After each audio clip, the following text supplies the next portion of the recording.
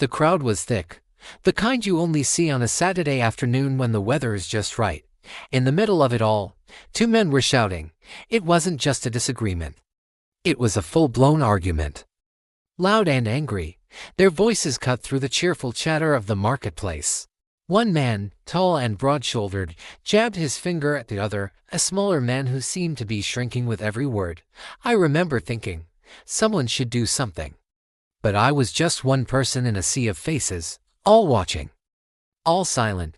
The words they threw at each other were sharp, like stones, accusations of theft, betrayal, threats veiled in heated language. We all heard it.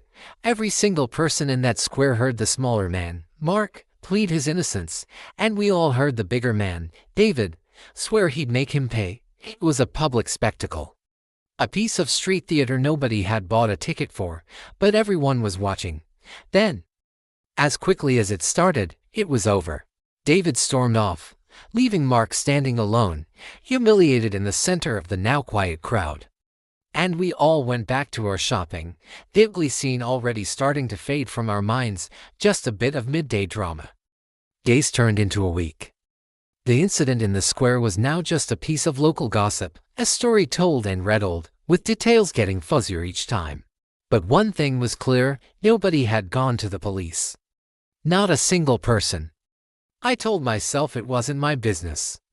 What could I have said anyway? That two men had an argument. It happens all the time. I'm sure everyone else was telling themselves the same thing. We were all witnesses, but we were also strangers. We had our own lives, our own problems. Why get involved in someone else's mess? The police even put out a small notice in the local paper, asking if anyone had seen the argument in the market square last Saturday. They were investigating a related matter, the notice said. I saw it, read it, and turned the page. It's amazing how we can convince ourselves that our silence is a form of self-preservation, that staying out of it is the safest, smartest thing to do. We create a bubble of indifference and call it peace, but the silence in our town was growing heavier. It wasn't a peaceful silence, it was the silence of shared guilt. A collective turning of a blind eye. We all knew something was wrong.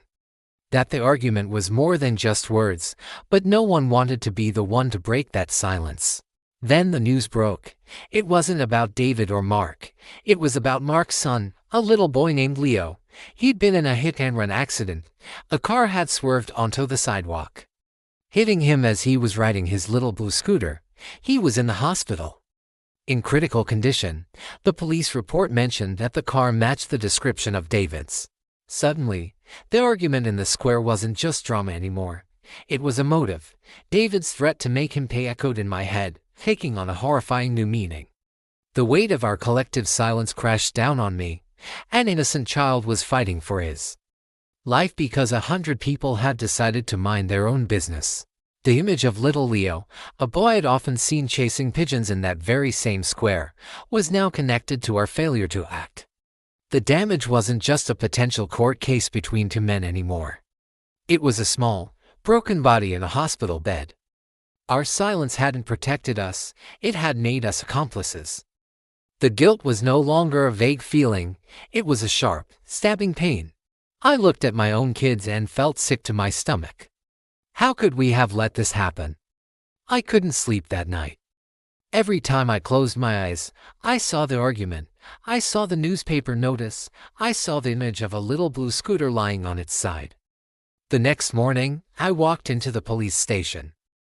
My hands were shaking. I sat down with an officer and the words just tumbled out. I told him everything I saw, everything I heard. The exact words David had used, the fear in Mark's eyes.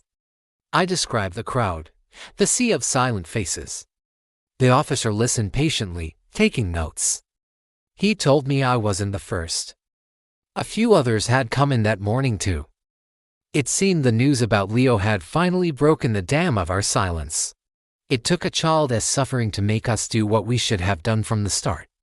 A few days later, with multiple testimonies corroborating the threats, the police had enough to bring David in.